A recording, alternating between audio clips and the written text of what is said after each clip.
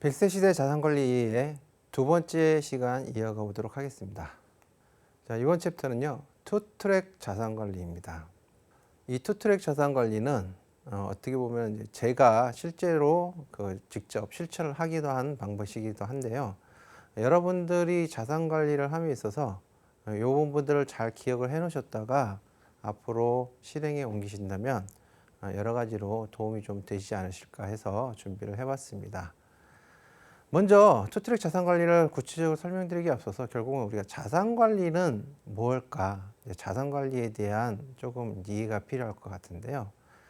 자산관리의 구조를 먼저 살펴보면 결국은 우리가 경제활동을 하는 기간에 소득을 올리고 거기서 일정 부분을 소비하고 남은 투자 여력 또는 저축 여력을 계속 쌓아서 자산으로 만들어가는 과정을 자산관리라고 할 수 있을 것 같습니다. 근데 보통 우리가 이 자산관리라고 했을 때 자산이 있어야 자산관리가 된다라고 생각하시는 분들이 많은데 자산관리에는 자산만 그 요소로 있는 게 아닙니다. 자산관리에는 두 가지 요소가 필요한데요. 바로 시간입니다.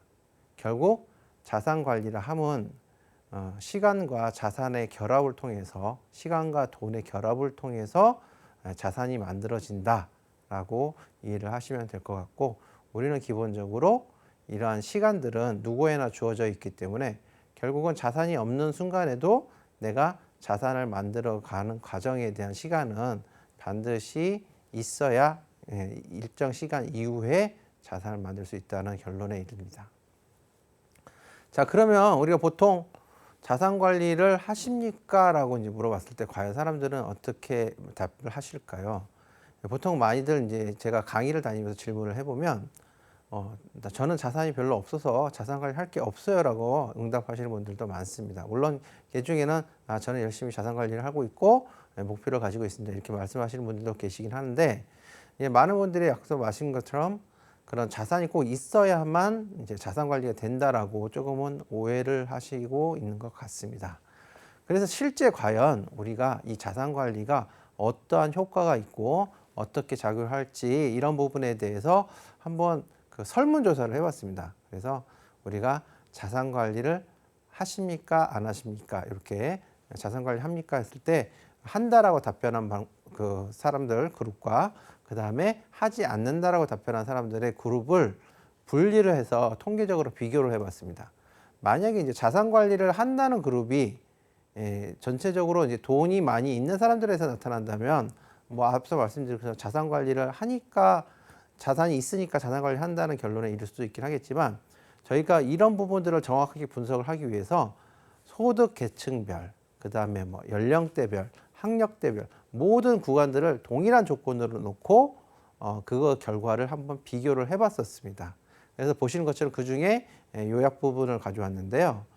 실제적으로 그 자산 관리를 한다라는 부분들의 자산 관리를 하고 있다는 사람들의 순자산을 보면 하위층인 경우에도 자산 관리를 한다는 사람들이 더 많은 자산을 보유하고 있었습니다. 중산층도 마찬가지고요. 상위층도 모두 자산 관리를 한다는 그룹의 사람들이 더 많은 자산을 보유하고 있었습니다.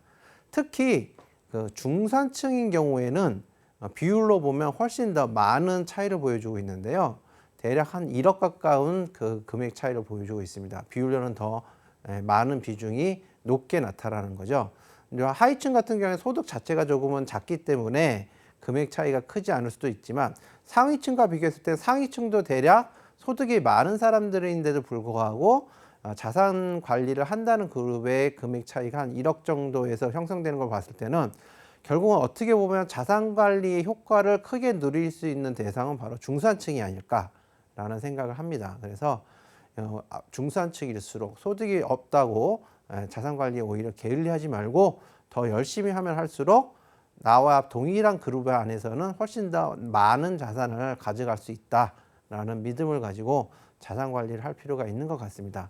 저축률 측면을 보아도 마찬가지입니다. 저축률을 보아도 모두 자산 관리를 한다는 그룹이 더 많은 저축을 하고 있었습니다. 결국 자산 관리의 효과는 자산에 많고 적음이 따른 게 아니고 결국은 그 자산 관리를 한 주체의 어떠한 행동에 따라서 그다음에 목적 의식에 따라서 좌우된다는 것을 보여주는 통계 설문 결과였습니다. 자, 그러면 이제 좀 한 단계 한 단계 살펴보도록 할 텐데요. 먼저 보통 우리가 소비라고 했을 때 소비도 자산 관리인가라고 또 반문하시는 분들도 있을 것 같습니다. 근데 결국 소비도 자산 관리에 있어서 중요한 역할을 담당을 하고 있다라는 거죠. 앞서 그 자산 관리 구조를 봤을 때 결국 내가 올린 소득, 내가 만든 소득에서 일정 비율은 소비를 할 수밖에 없습니다. 그럼 내가 소비를 어느 정도 하느냐가 결국은 나의 투자 여력과 저축 여력을 결정하는 요소로 작용을 하기 때문에 소비도 자산 관리의 아주 중요한 요소라고 할 수 있고요. 결국은 소비가 자산 관리의 출발점이 된다고 할 수가 있습니다. 그런데 우리가 보통 소비라고 했을 때 그러면 무조건적으로 아껴야 되느냐? 그런 얘기가 아니고요. 적정한 수준의 소비인 거죠. 내가 올리는 현금 흐름을 만드는 현금 흐름 대비 적정한 소비를 하고 있느냐, 또는 내가 목표한 자산을 만들기 위해서 그러한 그 저축력을 가지고 가기 위해서는 얼마만큼 소비를 해야 되느냐를 미리 의사결정을 하고 소비 금액을 하는 게 좋다라는 거죠. 왜 소비를 이렇게 계획적으로 해야 되냐면 소비는 조금 특수한 성질이 있습니다. 그래서 이 경제학 쪽에서 이제 레칫 효과라고 하는데, 소비의 레칫 효과라고 하는데요. 레칫이라는 거는 그림에서 보는 것처럼 한쪽 방향으로만 도는 톱니바퀴를 의미를 합니다. 근데 소비라는 것이 재밌는 게 한 번 올라간 소비 수준은 쉽게 내려오지를 않습니다. 그러니까 예를 들면 남자분들 같은 경우에는 이제 보통 사회생활을 하면서 많이 하는 그 소비 활동 중에 하나, 조금 큰 그 내구재 소비 중에 하나는 자동차가 있습니다.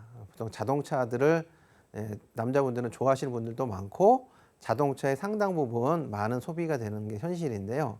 근데 이 소비를 한다고 생각했을 때 과연 이제 첫 차를 예를 들어서 H사의 저 중형급 모델을 산 사람이 만약에 시간이 흘러서 그 차가 이제 교체 시기가 되었을 때 과연 그 차보다 더 낮은 등급의 차를 선택하던가 아니면 동급을 선택할 확률이 있느냐라고 할 땐 저는 굉장히 낮다라고 생각합니다. 분명히 그거보다 더 높은 등급의 준대형이나 대형 등급으로 차를 사고 싶은 욕구가 작용을 할 거고요. 결국은 이러한 소비 활동은 내가 한번 누려본 소비 수준의 밑으로는 사실은 굉장히 내려가기가 쉽지가 않습니다. 그래서 이게 소비의 레칫 효과라고 하는데요. 그래서 특히 이제 제가 그 사회생활을 막 시작한 그 경제활동을 이제 막 시작한 젊은 세대들한테는 이때 정말 소비의 수준을 어떻게 시작하는가 굉장히 중요하다. 물론 뭐 좋은 직장에 들어가면 꽤 좋은 차량을 할부로 구매를 해서 탈 수도 있겠죠. 하지만 내가 소비 수준을 너무 높게 시작하면 그만큼 나의 저축 여력을 줄여들게 되고 내가 미래를 위해서 자산 관리를 해야 될 대상 자체를 작게 가져나가는 거기 때문에 결국은 내가 운용할 자산 규모가 줄어들고 어떻게 보면 장기적으로 봤을 때는 내가 누릴 수 있는 어떠한 경제적 혜택을 오히려 스스로 한정 짓게 되는 그런 결과를 가져올 수 있습니다. 그래서 가능한 현재의 소비 수준을 높게 시작하는 것은 비효율적인 부분들이 있다. 물론 살아가면서 결국은 어느 정도 소비 수준이 올라올 것이고요. 내가 자산을 늘려가는 수준에 따라서 그 다음에 내 경제적인 역량이 향상됨에 따라서 합리적으로 소비를 늘리는 건 얼마든지 권장할 수 있습니다. 하지만 나의 어떠한 경제적 역량을 뛰어넘는 소비의 수준은 자산 관리에 있어서 굉장히 방해하는 요소로 작용할 확률이 높은 거죠. 그렇기 때문에 소비도 자산 관리에 매우 중요한 부분이라는 걸 인지를 하시고 가능한 내가 이러한 소비를 어떻게 대응할 것인지, 그래서 제가 보통 많이 권유드리는 방법은 선저축 후소비를 권장을 해드립니다. 그래서 나의 소비 수준을 결정할 때 내가 벌어들인 월 소득 기준으로 소비 수준에 대한 의사결정을 하는 것이 아니라 내가 먼저 목표한 자산을 만들기 위해서 필요한 저축을 하고 남은 금액을 소비 수준으로 시작을 하게 되면 결국은 그만큼 나의 소비 수준이 올라가는 속도를 조금은 늦춰갈 수 있기 때문에 자산을 빨리 늘려가는데 굉장히 도움이 됩니다. 그러면 결국 조금 더 먼 미래에는 어떻게 보면 훨씬 더 좋은 그 경제적 효용을 누릴 수 있기 때문에 결코 이 부분이 손해가 아니다. 그렇기 때문에 너무 소비의 수준을 빠르게 높이지는 않는 것이 좋겠다라고 이제 말씀을 드리겠습니다. 보통 우리가 이제 그 조기에 은퇴하는 파이어족들 예를 많이 듭니다. 그래서 파이어족들 같은 경우에 40대에 은퇴를 하기 위해서 극단적으로 저축을 하고 그 다음에 빨리 자산을 모아서 은퇴를 하고 싶어하는 사람들을 이제 지칭해서 파이어족이라고 하는데요. 결국 이 파이어족의 핵심 요금은 근검 절약입니다. 그래서 파이어족들 같은 경우에는 대략 그 총 소득에서 한 30%만 소비를 하고 70%를 저축과 투자를 통해서 빠르게 자산을 불려가는 그런 활동을 하는 사람들을 대부분 파이어족에서 많이 볼 수가 있습니다. 그런데 실제로 30대 가구의 지출 통계, 우리나라 통계를 보면 저축에 그 가능한 저축 여력이 한 38% 정도에 불과한 수준입니다. 그래서 이런 부분들은 만약에 내가 현재 우리 가구의 전체 소득에서 저축 여력과 소비 수준을 따져봤을 때 좀 소비 수준이 높다 싶으면 사실은 최대한 아낄 수 있는 부분들, 합리적으로 줄일 수 있는 부분들 다 줄이고 그 다음에 소비 수준을 높이는 속도는 조금은 어느 정도 자산이 모일 때까지는 정체를 시키는 게 좋지 않을까 싶습니다.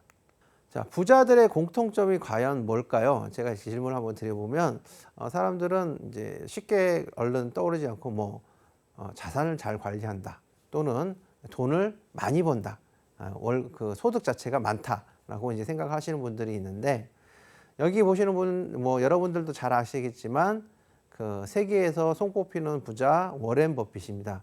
이분은 어떻게 보면 대표적인 자산 관리를 통해서 투자와 저축을 통해서 부자가 된 부분인데 이분이 그 대략 지금 현재 나이가 1년이 벌써 또 지났네요. 93세가 아니라 94세가 되셨겠네요. 생일이 아직 안 지나셨으면 93세셨을 거고. 그런데 이제 이분이 보유한 재산이 대략 150조 원. 근데 이분의 자산은 워낙 수시로 많은 금액이 변해서 사실은 자산을 얘기하는 게 크게 의미는 없는 것 같습니다만 어쨌든 보통 사람들은 상상도 못할 엄청난 자산을 보유하고 있다. 이렇게 이해를 하시면 될 것 같은데 이분의 수익률은 생각보다 엄청나게 높은 수익이 나온 건 아닙니다. 대략 이분의 평균적인 연 환산 투자 수익률은 25% 정도인데요. 물론 이 투자 수익률 25%도 결코 낮은 수익률이 아니죠. 굉장히 높은 수익률이긴 하지만 그냥 흔하게 생각했을 때 이분은 막 한 번 투자하면 뭐 100%, 200% 쉽게 볼 것 같은 그런 느낌들이 좀 있지 않습니까? 하지만 이분도 결국은 오랜 기간 자산을 관리를 통해서 이 150조 원이라는 엄청난 자산을 만들었다. 결국은 가장 대표적인 부자들의 공통점은 바로 나이라는 거죠. 그러니까 우리가 보통 언론이나 뭐 이제 그 SNS 이런 매체들을 통해서 뭐 영앤리치라는 얘기들을 많이 들으시잖아요. 물론 영앤리치 젊어서부터 부자이신 분들도 종종 계시긴 하겠습니다만 실제로 그 가계금융복지조사 통계청 자료를 보면 부자들 소위 아까 제가 앞서 보여드린 그 상위 1% 안에 들어오는 분들의 평균 나이를 조사를 해보면 63세에서 64세 정도가 나옵니다.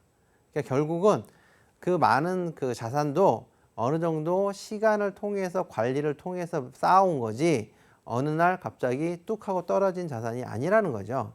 그러니까 우리가 보통 그 부자가 되기 위해서는 현실적인 방법을 선택을 해야 될 것 같은데 그러한 현실적인 방법들 중에 하나가 대표적인 게 바로 우리가 아끼고 저축하고 투자를 통해서 자산을 불려가는 자산관리형 부자가 우리 같은 보통 사람들한테는 어떻게 보면 가장 근접한 부자가 되는 길이 아닐까 이렇게 생각을 합니다. 그래서 앞서 말씀드린 것처럼 자산관리는 시간과 돈의 결합이라고 말씀을 드렸는데 결국은 우리가 충분한 자산을 만들기 위해서는 어차피 시간은 필요하고 그 다음에 우리가 너무 빨리 부자가 되기를 욕심부리기보다는 차근차근 단계 나아가면서 우리의 그 생애자산 관리를 통해서 자산관리형 부자가 되는 방법이 어떻게 보면 우리를 100세 시대를 살아가는 가장 효율적인 방법이 아닐까 다시 한번 생각이 듭니다. 자, 그러면 어떻게 우리는 이러한 부자에 근접한 자산을 만들 수 있을까? 이게 가능한 것은 결국은 바로 복리의 마법 때문이죠. 여기 제가 실제로 종잣돈 1억 원을 꾸준하게 투자를 했을 때 만들 수 있는 자산, 제가 이제 시뮬레이션을 해왔는데요. 연수익률 이제 10%로 가정을 했을 때, 그 자산 1억 원을 가지고 이제 뭐 추가적으로 계속 저축을 하는 게 아니라 종잣돈 1억 원을 만든 다음에 그 1억 원을 30년 동안 연 10%의 수익률로 계속 꾸준하게 운용해 간다고 가정을 하면 30년 뒤에 만들 수 있는 자산은 대략 17억 4천만 원이 되고요. 만약에 15%의 수익률로 계속 운용을 했다고 가정을 하면 66억 원이라는 자산을 만들 수가 있습니다. 아까 상위 0.1%의 커트라인이 71억 원 정도인데요. 거의 그거에 육박하는 자산을 얼마든지 자산 관리를 통해서 만들 수 있다는 거죠. 물론 이 자산 관리를 하는 과정에서 계속 그 자산을 운용해 가야지만 이 자산이 만들어지는 거고, 중간중간에 자꾸 사용해서 빼버리면 이 금액이 되지는 않겠죠. 어쨌든 이러한 그 자산 관리를 통해서 우리는 얼마든지 부자가 될 수 있는 기회는 누구한테나 주어져 있다라는 거죠.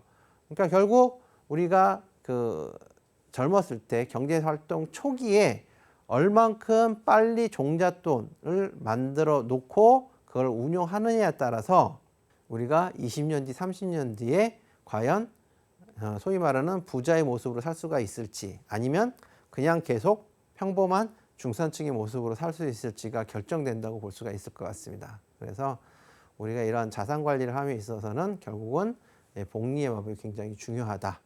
그리고 뭐 여기서 이제 연 10%, 15%가 나오는 상품이 어딨어? 라고 이제 반문을 하실 수도 있을 것 같은데요. 물론 10%, 15%를 주는 상품은 없습니다. 이제 우리가 이러한 수익률을 만들어 가기 위해서는 금융투자라는 일부, 투자라는 활동을 활용을 할 수밖에 없습니다. 그래서 투자 활동을 통해서 수익률을 제고를 해야 이러한 복리의 마법을 작동을 시켜서 부자가 될 수 있는 거고요. 앞서 보여드린 워렌 버핏 같은 경우에도 결국 그 사람이 예금을 통해서 150조 원을 만든 게 아니죠. 그분은 투자를 통해서 자산을 만든 거기 때문에 우리가 나의 경제적 역량을 향상시키기 위한 종잣돈을 먼저 빨리 만든 다음에 그걸 계속 불려나가는 것이 어떠한 내가 자산을 증대하는 데 좋은 유효한 방법일 텐데, 거기에는 주요한 수단으로 결국은 투자를 활용해서 나의 그 연수익률을 끌어올리는 부분들을 계속 고민하면서 의사결정을 해야 된다라고 말씀을 드리겠습니다. 그래서 제가 보통 이제 생애자산관리의 가이드라인으로 5553 법칙을 보통 이제 많이 알려드리고 있습니다. 그래서 자산 중에, 내가 가진 자산 중에 금융자산이 50%, 나머지 50%는 부동산과 같은 이제 실물자산이 되겠죠. 그 다음에 내가 가진 금융자산 중에 투자자산이 50%, 아까 뭐 그 4% 법칙에서 말씀드렸지만 그 안전성 자산과 그 다음에 그런 그 위험성 자산, 투자형 자산을 골고루 활용을 하셔야 내가 평균적인 그 투자 수익률 자체를 조금은 끌어올 수 있는 부분이 있기 때문에 투자 자산 비중이 50%를 가져가라고 말씀을 드린 거고요.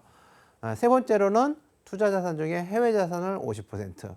이제 투자 자산도 우리가 이제 지금은 이미 그 미국이라든가 일본, 중국 같이 유럽까지 다 이게 글로벌로 투자가 가능한 환경을 가지고 있습니다.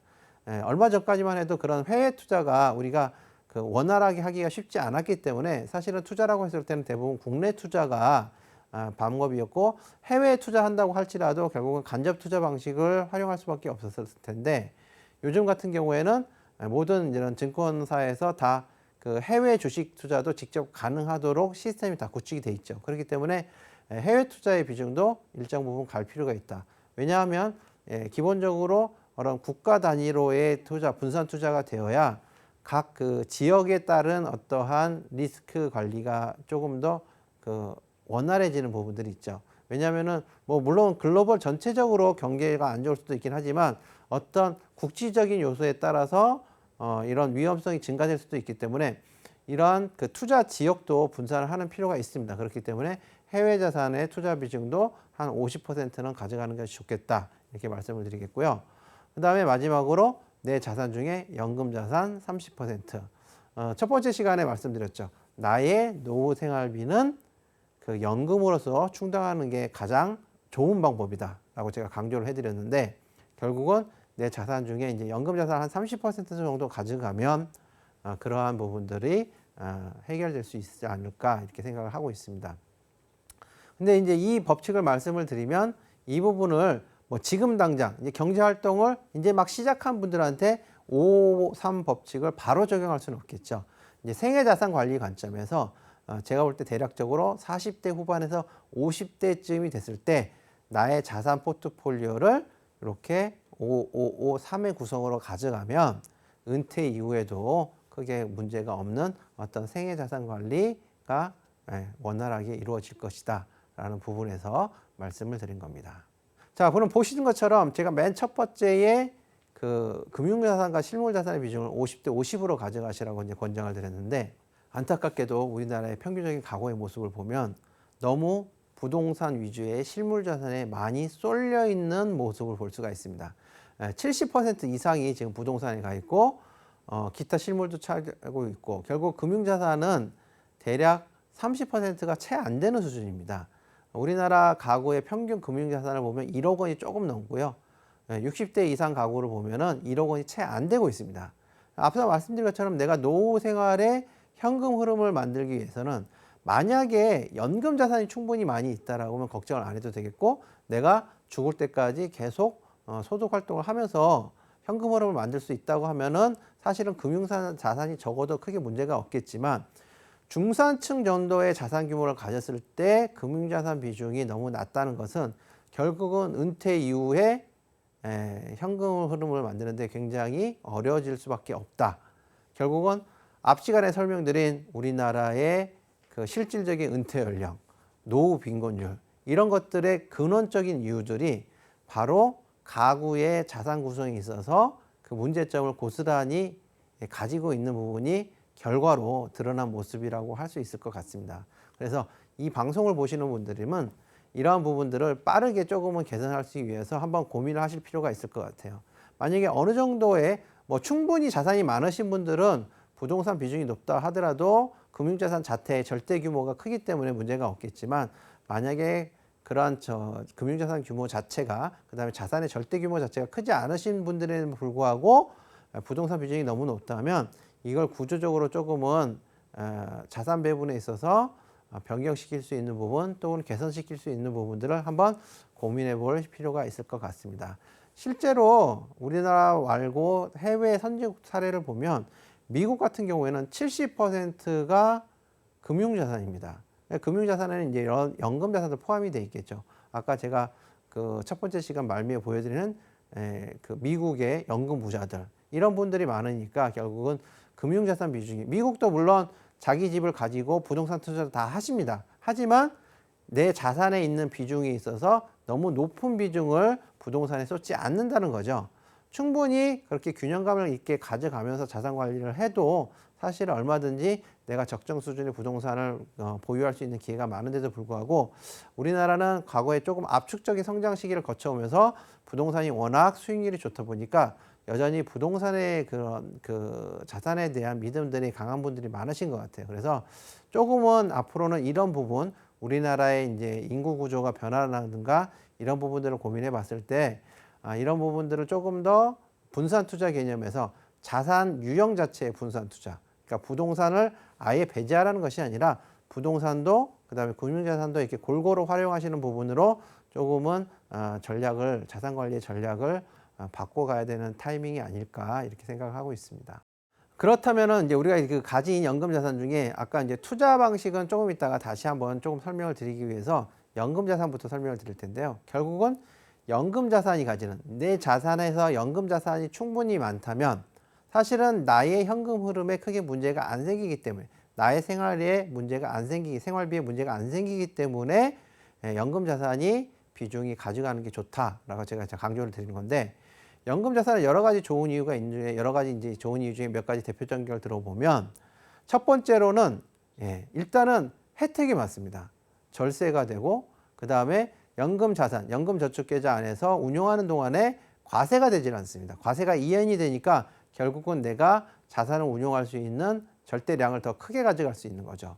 그 다음에 세액공제 혜택. 여러분들 대부분 연금이라고 했을 때 이 세액공제 혜택을 많이 인지를 하고 가입을 하시는데, 이런 세액공제 혜택도 있기 때문에 이런 것들을 활용하지 않으면 사실은 활용하시는 분들은 활용하지 않으신 분들이 활용하시는 분들보다 훨씬 더 어떻게 보면 국가가 제도적으로 주는 혜택을 누리지 못하고 계시는 거거든요. 그래서 나의 소득의 일정 부분들은 어떻게든 저축의 일정 부분들을 이러한 연금저축을 통해서 최대한 제도적으로 주는 혜택을 챙겨가시길 바라겠고요.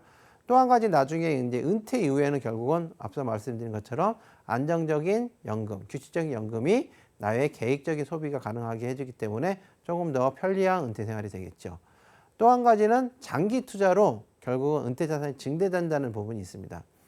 아까 자산 관리에 가장 중요한 게 결국은 시간과 돈의 결합이라고 그랬잖아요. 근데 보통은 많은 분들이 자산을 관리에 있어서 돈이 많이 왔다 갔다 하죠. 뭐 자산을 이제 뭐 집을 살 때 또는 자녀를 교육시킬 때 자산이 많이 왔다 갔다 하게 되는데 은퇴 자산만큼은 조금 분리 관리를 해서 별도로 관리를 해서 그 안에서 계속 은퇴 자산이 복리 효과를 통해서 꾸준하게 불어나는 효과를 노려야 됩니다. 그래야 내가 부담 없는 금액으로도 얼마든지 여유 있는 은퇴 자산을 만들 수가 있거든요. 그렇기 때문에 자산 관리에 있어서 연금 자산은 굉장히 유용한 부분들이 많으니까 말씀드린 것처럼 그 연금 저축을 아직도 많은 분들이 다 활용하고 계시지는 않습니다. 퇴직연금도 마찬가지고요.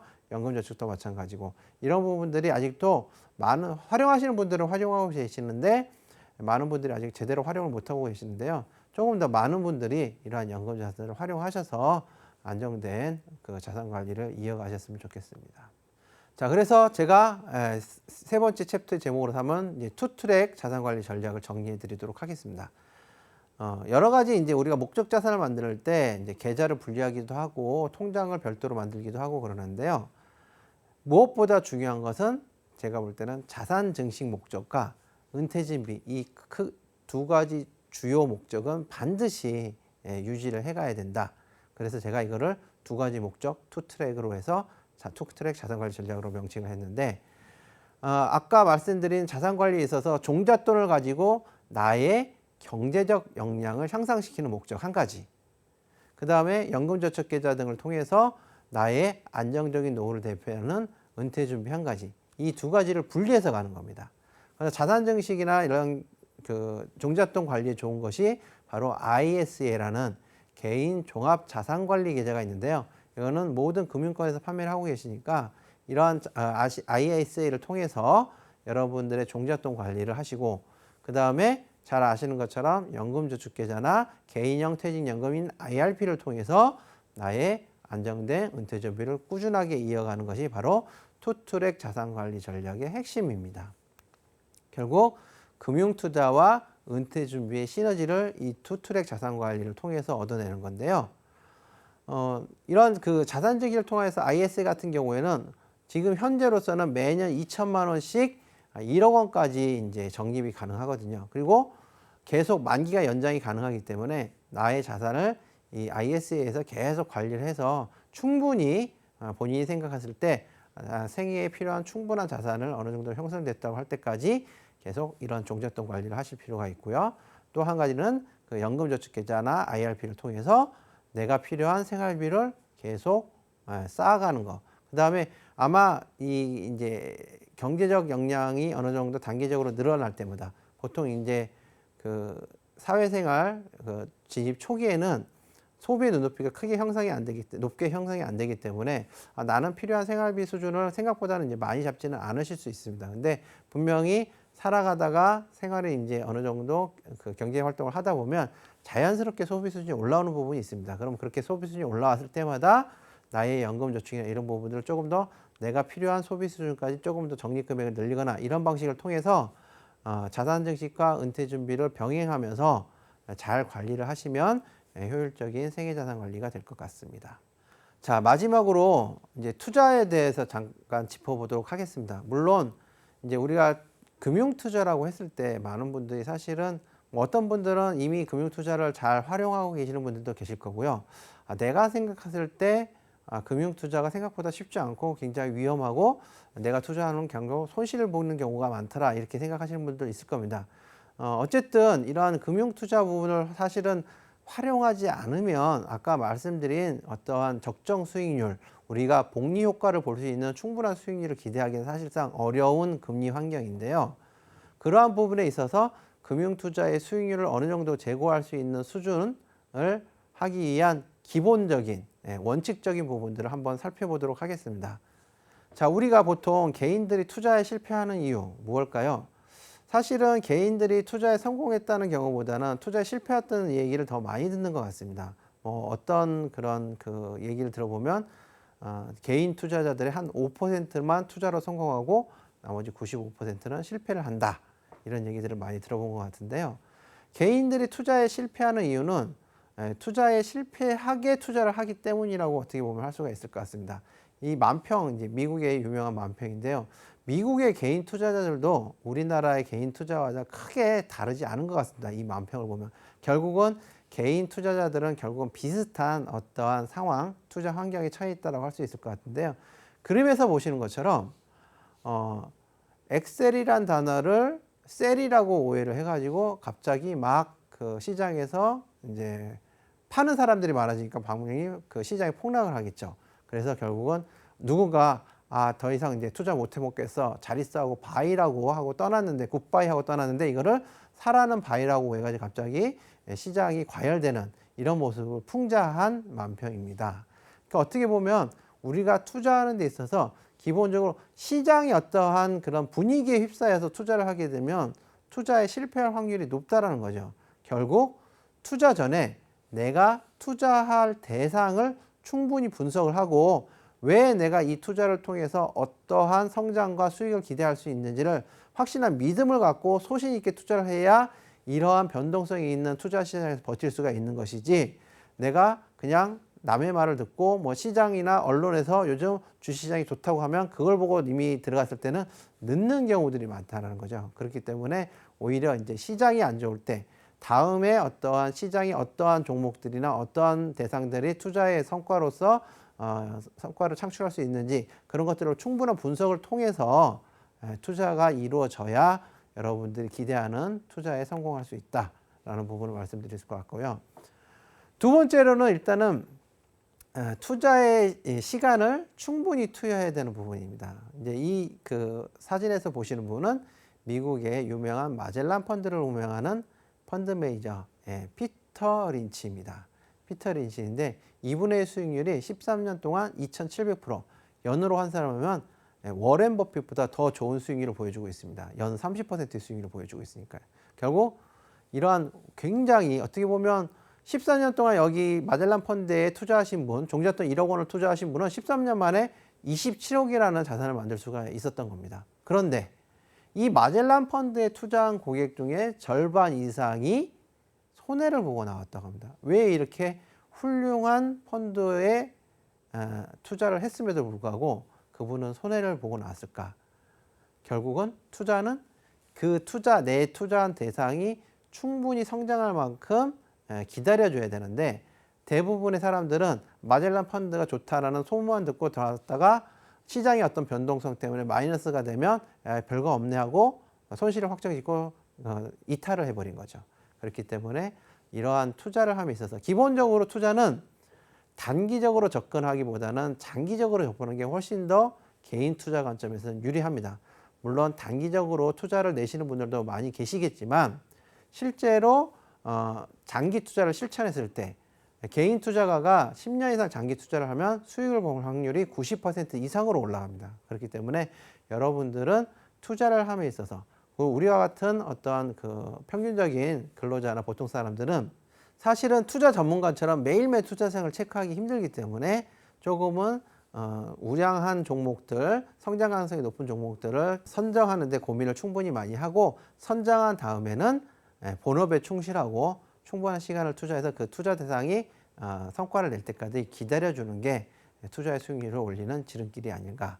결국 보시는 것처럼 기업이 성장함에 있어서는 계속 주가가 우상향하는 것이 아니라 올라갔다 내려갔다를 반복합니다. 그래서 추세는 우상향할지언정 시대 그때마다 그 주인 산책하는 주인을 맴도는 강아지처럼 주가는 오르락내리락 반복하게 되어 있습니다. 그래서 기업의 주가의 이런 성격을 이해를 하고 내가 좋은 투자 대상이라고 생각한 대상을 찾았으면 조금 더 시황을 기다렸다가 저점 매수라고 생각하는 타이밍에 매수를 한 다음에 그게 수익이 충분히 날 때까지 기다려주는 그런 어떤 투자 요령이 필요한 것 같습니다. 그래서 무조건 기다림보다는 주가의 어떠한 그 가지고 의사 결정을 하지 말고 그 투자 대상의 성장 가능성을 믿고 투자를 해야 된다는 거죠.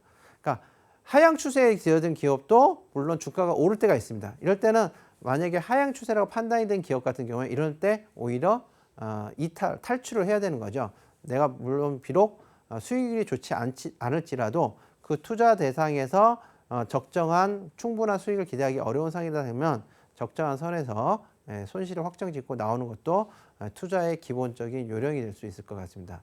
그래서 이러한 그 기업과의 주가의 관계를 이해를 하고 투자를 접근해야겠죠. 그렇기 때문에 너무 핫한 대상, 너무 과열된 대상에는 섣불리 들어가시기보다는 만약에 투자 대상을 하고 싶으시면 일부 조금만 일단 투자를 하셨다가 충분히 이제 그 이해가 되고 투자에 대해서 분석이 되신 다음에 본격적인 투자에 들어가시는 게 좋을 것 같습니다. 그 다음에 이제 네 번째로는 기다리려면 분산 투자를 해야 됩니다. 너무 한 종목에 그 투자를 다 해놓고 기다리는 것은 만약에 충분한 시간을 기다렸음에도 불구하고 얼마든지 그 투자 성과가 나오지 않을 수가 있거든요. 그렇기 때문에 투자는 항상 그 투자 성과를 기대하기 위해서는 투자의 대상, 좋은 대상들을 몇 개는 유형을 다르게, 산업을 다르게, 뭐 지역을 다르게 해가지고 분산을 해놔야 그러한 충분한 기다림과 통해서 투자 성과를 낼 수가 있다는 거죠. 그리고 그 성과를 내는 시점들이 내 투자 대상마다 다르게 되면 그 성과를 낸 시점에 이익을 실현을 하고 그 실현한 이익을 혹시 다른 좋은 대상이 여전히 저렴한 가격에 머물러 있다면 거기서 다시 재투자를 통해서 오히려 복리 효과를 더 극대화를 할 수가 있는 겁니다.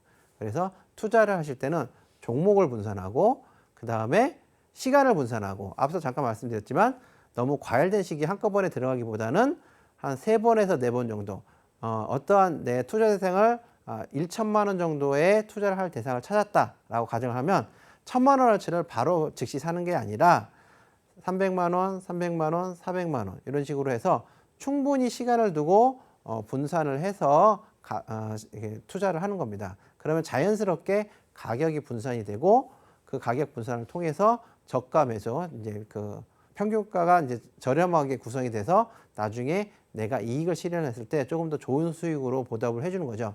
저 같은 경우에도 어떠한 좋은 투자 대상이 나타나면 바로 투자를 실현하기보다는 이 투자 대상을 목표한 매수 가격을 정해놓고 시간을 가지고 지켜봅니다. 그래서 예를 들면 어떤 그 대상이 2만 원 이하에서는 내가 매수하는 가격으로 생각을 하고 시간을 보고 지켜보는 거죠. 그러면 2만 원 근처에 있던 가격이 어느 순간 15,000원이 되기라도 12,000원까지 떨어지기도 합니다. 그럴 때마다 다시 한번 분석을 해보고 이 대상이 크게 문제가 없고 당연히 뭐 시장적인 환경에 의해서 또는 어떤 일시적인 문제에 의해서 하락한 가격이라고 생각이 되면 오히려 저가 매수에 들어가는 그런 전략을 많이 취하고 있습니다. 그렇게 해서 조금씩 물량을 점진적으로 늘려가는 거죠. 그리고 내가 어느 정도 물량이 확보된 다음 이후에는 이제 충분한 시간을 투자를 해서 기다려 보는 겁니다. 그래서 이익을 실현을 하면 조금 더 투자를 통해서 수익을 볼 수 있는 확률을 높일 수 있다라고 말씀드리겠습니다. 결국 기다릴 수 있으려면 분산 투자는 반드시 필수다. 기다리려면 분산 투자는 필수다를 기억해 주시기 바랍니다. 자, 여기 재밌는 그 MBTI 결과가 하나 있어서 제가 조사를 해봤는데요. 모 금융회사 연구소에서 투자를 잘하는 MBTI를 한번 분석을 해봤습니다. 그래서 여러분들은 혹시 본인의 MBTI 16가지 MBTI 중에 어떤 MBTI인지 혹시 기억을 하시는지 모르겠지만 이 16가지 MBTI 중에 가장 투자를 잘하는 MBTI는 바로 ESTJ랍니다. 특히 이 TJ 굉장히 그 사고적이고 그 다음에 그 계획적인 분들이 투자를 잘 한다고 합니다. 그래서 ESTJ나 그 다음으로 말하는 게 ISTJ 이렇게 구성이 됐는데요. 이 MBTI를 말씀드리면 그럼 나는 ESTJ가 TJ가 없는데 나는 투자하지 말라는 얘기인가? 뭐 이렇게 오해를 하실 텐데 제 말을 이제 그렇게 오해하시지 말고 저는 ESTJ가 아닙니다. 저는 INFJ거든요. 그러니까 TJ가 아닌데도 불구하고 투자를 하고 있고 투자를 통해서 시중 금리보다는 조금 더 높은 자산관리 수익률을 내고 있습니다. 그렇기 때문에 투자는 사실은 잘하고 못하고가 중요한 게 아니고 내가 투자를 얼마나 원칙을 잘 지키면서 하느냐가 더 중요한 것 같고요. 투자는 결국 성공과 실패를 반복할 수밖에 없습니다.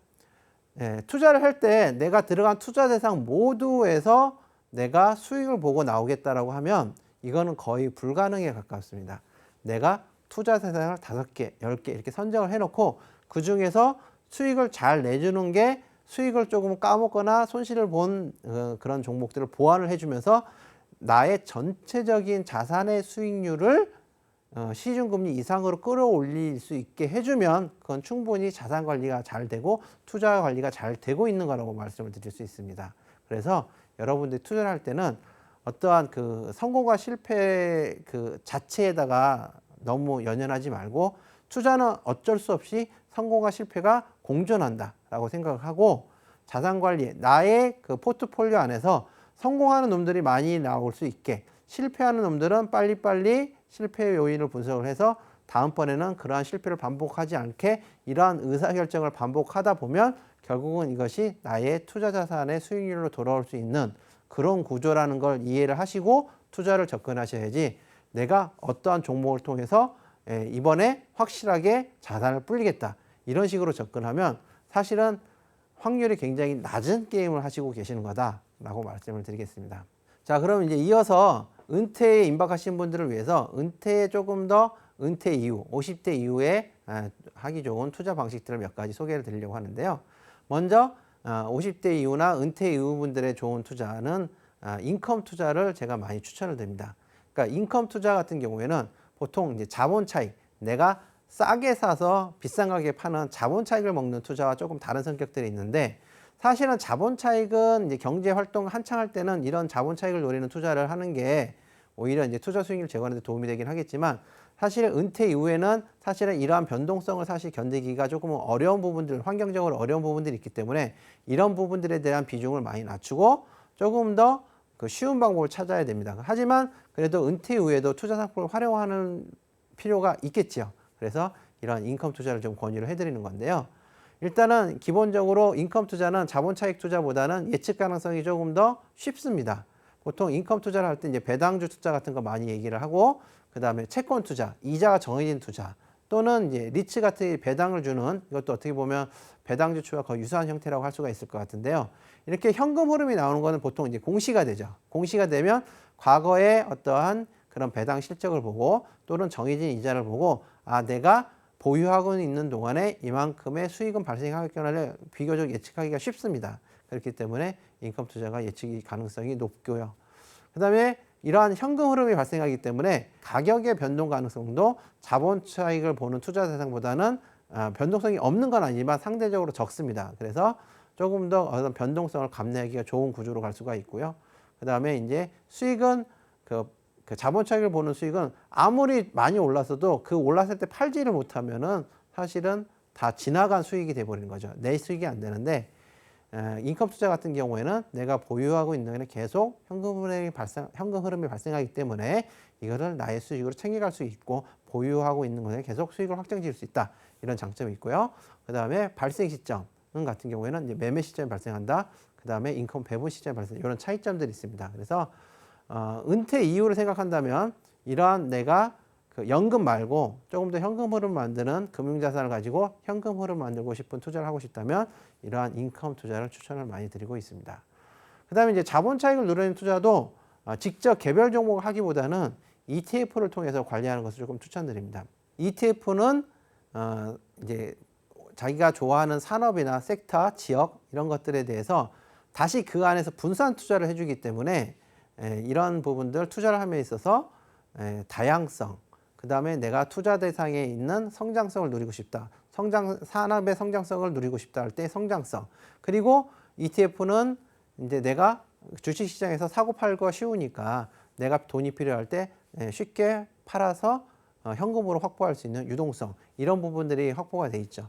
요즘은 ETF가 많이 발달돼 있어가지고 굉장히 다양한 자산군과 유형으로 ETF가 공급이 되고 있습니다. 그래서 여러분들이 개별 종목을 투자하게 되면 종목이 어떠한 그 투자로 수익을 볼 수도 있긴 하지만 예를 들어서 상폐가 된다거나 뭐 하한가를 맞으면 사실은 팔고 싶어도 팔지 못하는 경우들이 많습니다. 그래서 은퇴 이후에는 이런 개별 종목 투자는 좀 지양하시는 게 좋을 것 같고, 만약에 투자 상품을 활용하고 싶다, 조금 더 적극적인 투자 상품을 활용하고 싶다 하면 이러한 ETF를 활용하시는 걸 추천드리는데요. 보시는 것처럼 뭐 예적금과 유사한 ETF도 있고요. 그 다음에 지수 ETF, 산업 ETF, 그 다음에 테마 ETF, 그리고 부동산 ETF, 여러 가지 유형들이 다양하게 존재하기 때문에 이러한 ETF를 잘 활용하시면 은퇴 후 투자에 도움이 되실 수가 있다. 펀드를 활용하시는 분들을 위해서는 이제 TDF를 추천을 드리겠습니다. 이제 TDF 같은 경우에는 보통 이제 내가 은퇴하는 시점에 맞춰서 자산 비중까지, 위험 자산의 비중까지 계속 조절을 해주는, 리밸런싱을 해주는 그러한 그 펀드입니다. 그래서 TDF를 선택하시면 기본적으로 글로벌로 자산 배분되는 장점, 그 다음에 내가 원하는 그 은퇴 시점, 보통 이제 그 TDF에 들어가는 뭐 2030, 2040, 뭐 2035 이런 숫자들이 있는데요. 이것이 바로 이 숫자가 의미하는 것은 내가 원하는 은퇴 시점이라고 생각하시면 됩니다. 그래서 내 원하는 은퇴 시점에 맞춰서 자산을 계속 배분하면서 자산 조정을 해주는 그런 기능이 있는 펀드니까, 이러한 TDF 펀드도 특히 그 연금 저축계좌나 IRP에서 운영하시는 분들은 이러한 TDF가 그 연금 저축이 특화되어 있는 펀드니까 많이 활용을 해보시기 바랍니다. 자, 마지막으로 그러면 어떠한 종목에 투자를 해야 돼? 라고 보통 이제 제가 강의를 나가면 많이 질문을 하시는데요. 근데 사실은 저도 정말 종목 선정을 잘하고 싶죠. 저도 종목 선정을 진짜 잘한다고 그러면 엄청난 부자가 됐겠지만 안타깝게도 그렇지는 못합니다. 그런데 그래도 내가 내 자산 관리에 있어서 투자 상품을 활용할 때 있어서는 기본적으로 어느 정도 예측이 보통 사람들도 쉬운 대상들은 있습니다. 반도체입니다. 우리가 4차 산업이라는 얘기들을 요즘 많이 하죠. 그 4차 산업의 근간이 되는 게 바로 반도체들. 요즘은 또 뭐 그 미국의 뭐 엔비디아 같은 종목들은 너무 또 급하게 올라가지고 너무 조금 과도하게 오르지 않았나, 약간 이런 부분도 좀 있긴 합니다만, 결국은 반도체는 우리 일상생활에서 계속 필요한 어떠한 그런 소재이기 때문에 어떤 경제 활동에 맞춰서 자연스럽게 반도체도 화랑과 그 다음에 불황을 왔다 갔다 하면서 계속 점진적으로 우상향해 나갈 그 산업이라고 생각을 합니다. 그렇기 때문에 이러한 반도체 산업에 꾸준하게 투자하는 방법이 어떻게 보면 우리와 같은 보통 그 사람들한테는 조금 더 투자를 판단하기 쉬운 거 아닐까. 사실은 최근에는 반도체 종목들이 꽤 많이 올라왔는데요.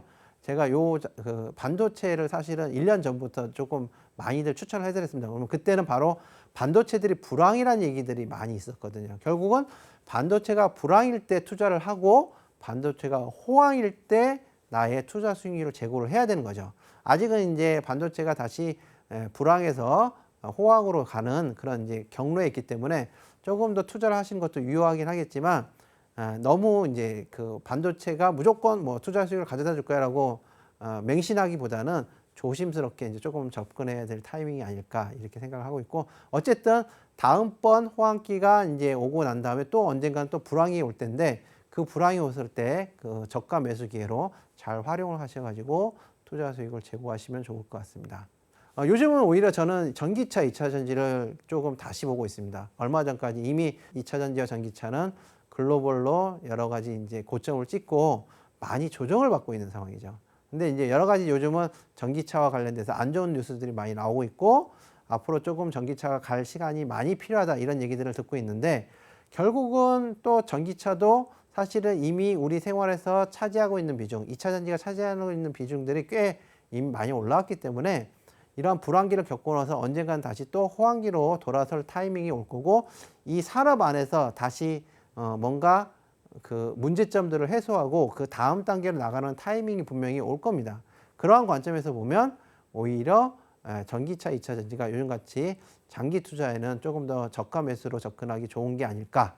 그래서 이렇게 한 2가지 정도를 제가 이제 추천을 드리면서 마무리를 할 건데요. 이 밖에도 뭐 요즘 뭐 바이오라든가 로봇 산업, 이게 산업별로 굉장히 다양한 투자 대상들이 존재하는데, 이걸 개인들은 사실은 잘 하시는 분들은 개별 종목으로 투자를 하셔도 나쁘진 않은데, 사실 투자 시장에서 개인들이 가장 힘든 것이 이러한 가격 변동성에 따른 투자적인 그 심리적인 요인 때문에 투자에 실패하는 경우들이 많습니다. 그래서 조금 더 적극적인 투자를 하시는 분들도 그런 부분들, 심리적인 부분들을 조금 적게 가지고 싶으시다면 이러한 산업 ETF, 섹터 ETF를 활용을 하셔가지고 투자를 하시면 좋지 않을까를 하면서 오늘 제가 준비한 강의는 마치도록 하겠습니다. 들어주셔서 감사합니다.